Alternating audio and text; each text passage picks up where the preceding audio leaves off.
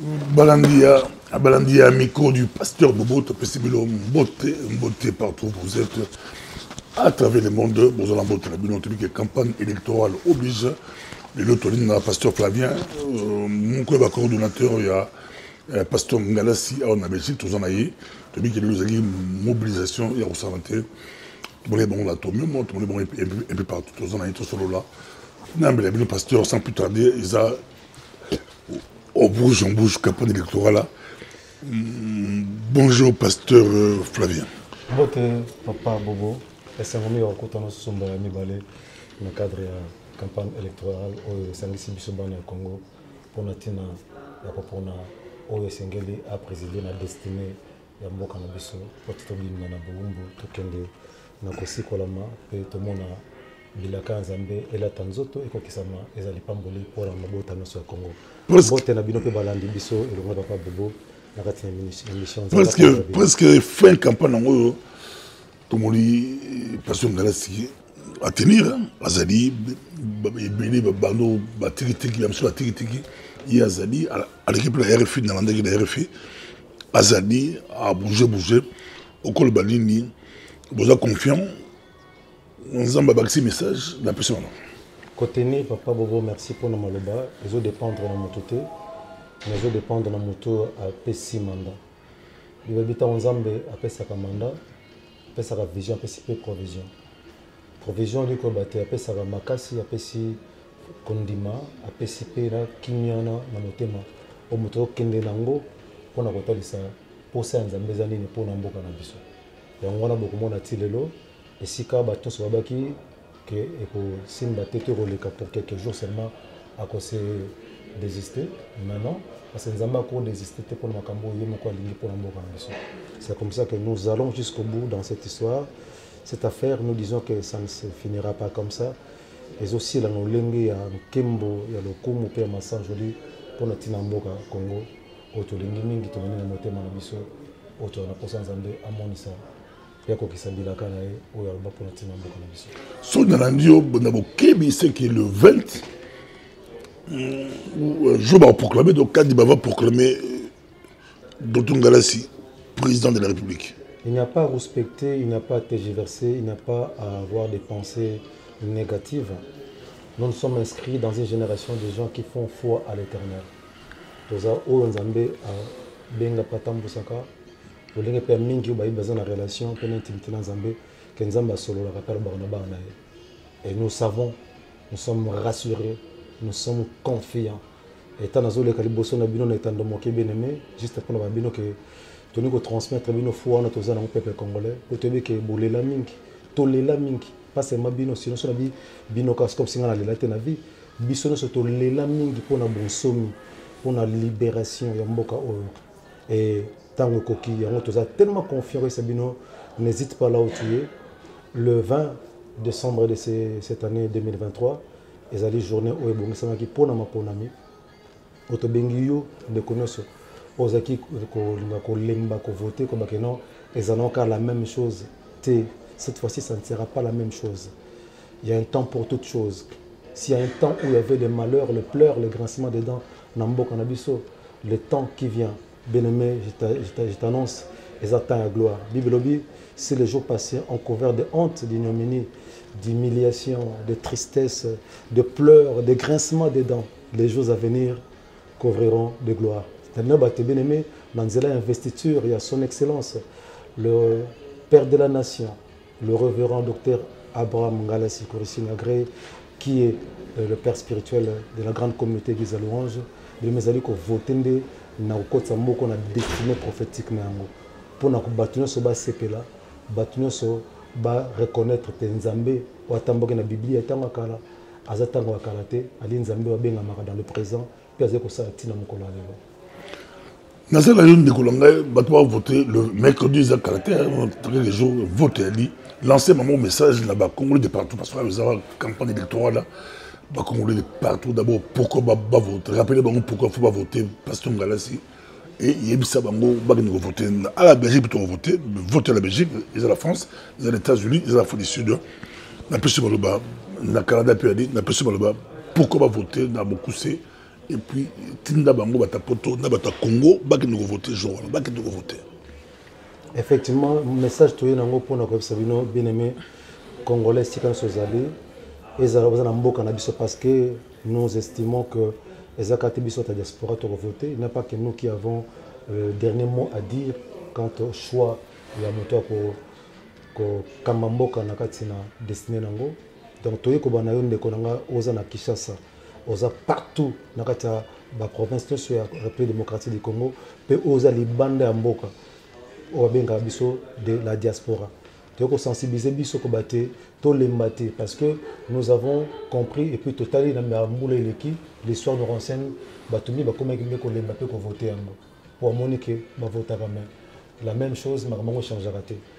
Il y a quelques années j'étais encore au Congo. Après l'élection de Kaki, tant que nous sommes jeunes, c'est ne bon voter parce que destiné à Mboka, vous avez un mot à dire pour nous changer beaucoup. Papa, tout le monde mais tu comprends que ma maman est sur la randonnée. Au biso to linga ki zalaona ndeye tenta zaranisika. Mais au to linga kite ndeye rapona bana kozongi sa to suna kati na bolumbu. Bien aimé, eza tango au biso sengeli to yeba ko manifester vote na biso to ba ko voter to kenge na sika maponami to ke no ko tali sa volonté na biso souveraine oyo ya ko tinda na tête ya mboka na biso mosali na Nzambe le candidat numéro 16 le révérend docteur Ngalasi Kourissine Agré. Pourquoi tu as voté? Nous l'avons dit précédemment que c'est un homme dont les valeurs ne sont plus à parler dessus. Parce que Ayebani, na Ouassali, tu as besoin qu'on vante ma valeur, mais ceux qui vous permettent de se loba quelques valeurs aux incarnées, Bomotonae. Et si vous avez des campagnes auto-centrant sur les valeurs, vous conviendrez avec moi, il y a une pensée qui dit ceci, je vais la citer. Toute science sans conscience n'est qu'une ruine de l'âme.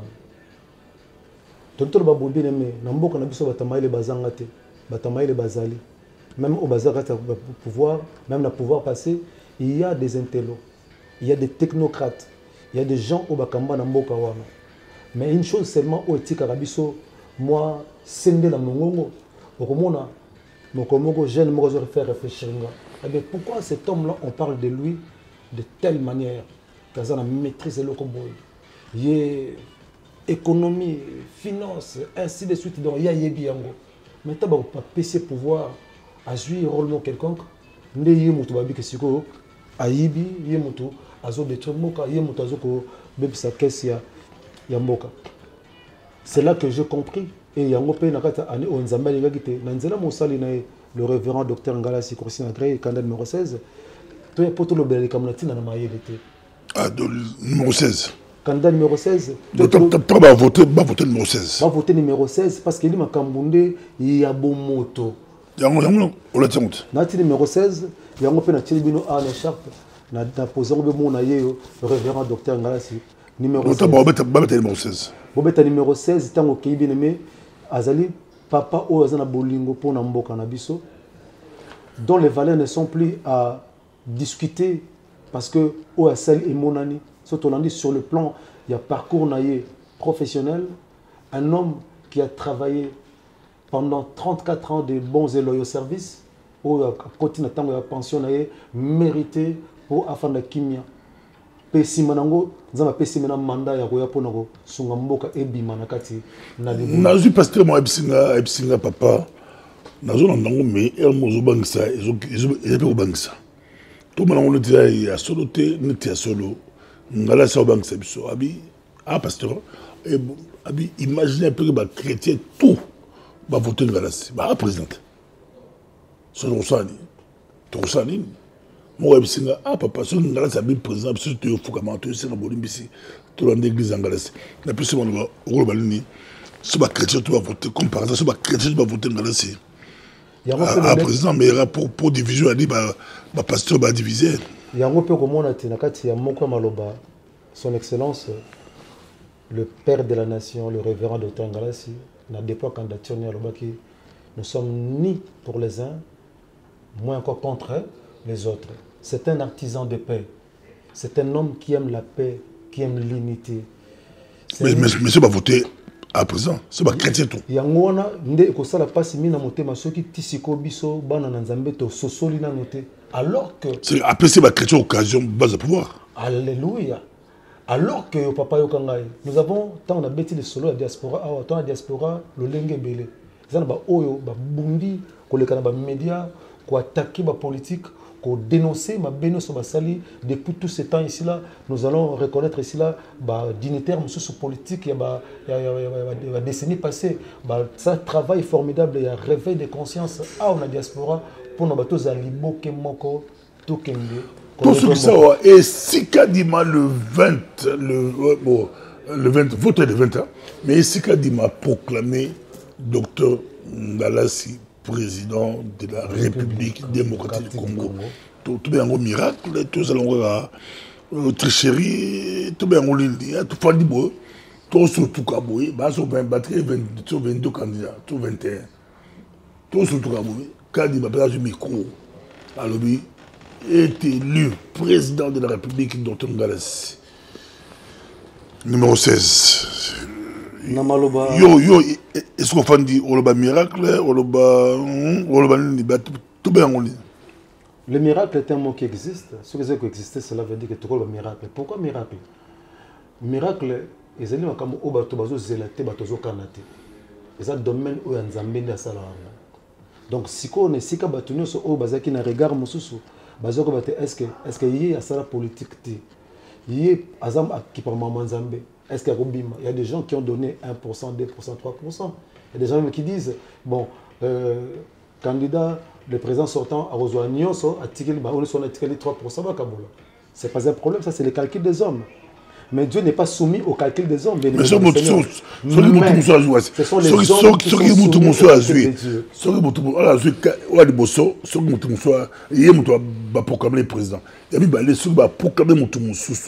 à réclamer vérité des urnes, vérité divine, et nous a compliqué. Comme je disais tantôt, que ce sont les hommes qui sont soumis au calcul de Dieu et non Dieu soumis au calcul des hommes.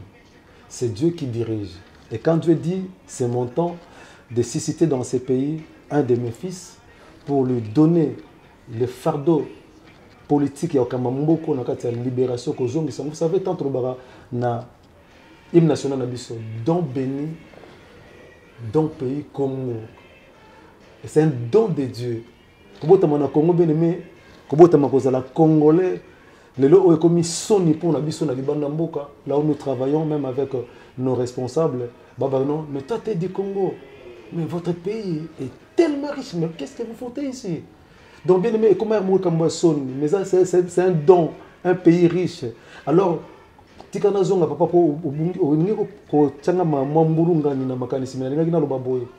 quand nous parlions de la diaspora, nous avons aussi de la diaspora chrétienne. Mais il y a aussi de ceux-là qui fléchissent leurs genoux, qui prient chaque jour pour le pays. Et notamment comme l'église de louange qui Dieu a donné ses fardeaux pour la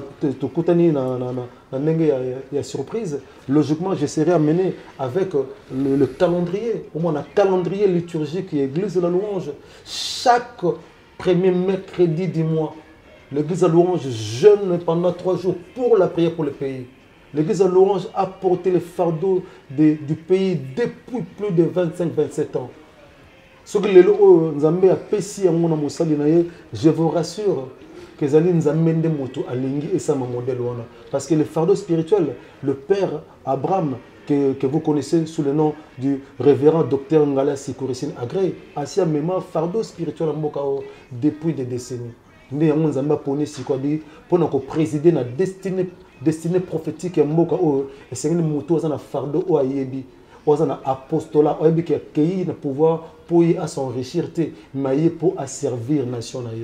Pour servir la nation, possibilité, il y a s'en sortir, il y a encore équilibre, notoriété, valeur devant la scène politique internationale. Parce que sur le plan international, le Congo a valoir et l'eau. Et pourtant, vous allez toza na makoki nyonso esenga toza na esengo na lolendo ya koloba te bato nyonso baya kosenga lisungi mpo na biso, mais c'est nous qui devons encore aller chercher baide mpo bato parce que oyo toza nango tokoka komatérialise yango te ni tosimba na maboko na biso. Donc nous convions aussi à la diaspora chrétienne oyo sa otiaka mabolongo na se olamusa makanisi na yo bien-aimé, encore un instant que tu te vois devant la présence des yeux obate nzambe tango ya mboka na ngai kokiki Zamba Peso Makasi bien-aimé, je prie pour toi. Que le Seigneur te donne la force et que l'Esprit de Dieu puisse te convaincre à savoir faire les bons choix. Car la vie dépend des choix. Choix tout ça, les lots. Et il y a un déterminé à venir dans le lobby. Alors le 20 au temps où diaspora chrétien, diaspora l'olenge nyosok, na yo bunda ki bitumba, bien-aimé. Nzambe alingi tango maintenant au sala choix moko judicieux, les choix basés sur les valeurs. Oya motoko yak pour na kotombola mboka afin que biso no sola liboke lokola motomoko to basuri na ko vivre esengo ya richesse ya mboka na biso. Merci beaucoup, homme de Dieu, Zanaki, micro du pasteur Bokaranga, message Boko, numéro 16. Numéro 16, le révérend docteur Ngalassi, nous tous à l'ambassade de la République démocratique du Congo. Pour la bataille Belgique, la France, le Canada, aux États-Unis, en Afrique du Sud et partout dans le monde, nous vous convions d'être là le 20 pour nous voter et nous avons un seul candidat, l'unique choix pour le relèvement du Congo, l'unique choix pour la délivrance du Congo, l'unique choix pour remettre le Congo dans sa destinée prophétique, dans la scène mondiale à sa valeur. C'est le candidat numéro 16, le révérend docteur Ngalassi Kourissine Agrey. Dans la sabine photo bien aimé parce que Nazali bien miné, Nazali dans la chemise, Bromo Atina Kati, ou Aïbilongi, révérend docteur Ngalassi, ça sera une occasion pour lui à Romonaye. Voilà l'homme dont je vous présente Oyo Bokene Kopesa. Voilà Bino, Yamukolo.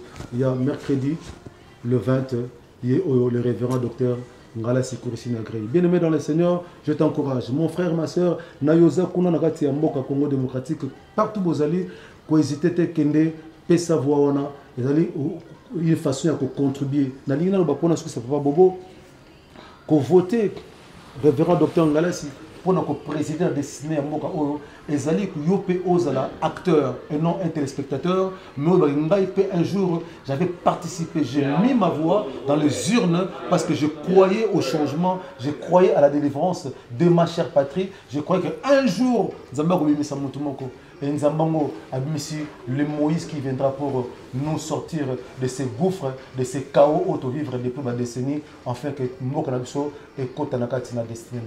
Que le Seigneur vous bénisse, vous encourage, que le Saint-Esprit puisse convaincre vos cœurs, vos âmes et vos esprits et qu'il vous visite cette nuit. Pendant tout ce temps ici-là, nous avons le contrôle. Et papa, pour nous répondre aux questions, en se joignant à la foi de mon père spirituel, le révérend docteur Ngalassi, je vous dis qu'un seul nom sera cité ce jour-là.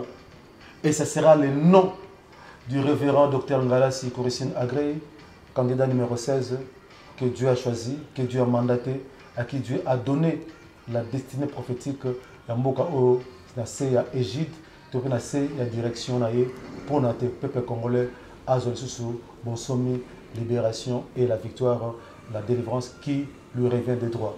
Que le Seigneur vous bénisse. Alors, papa Bobo, vous allez prier pour répondre. Non, tout le monde,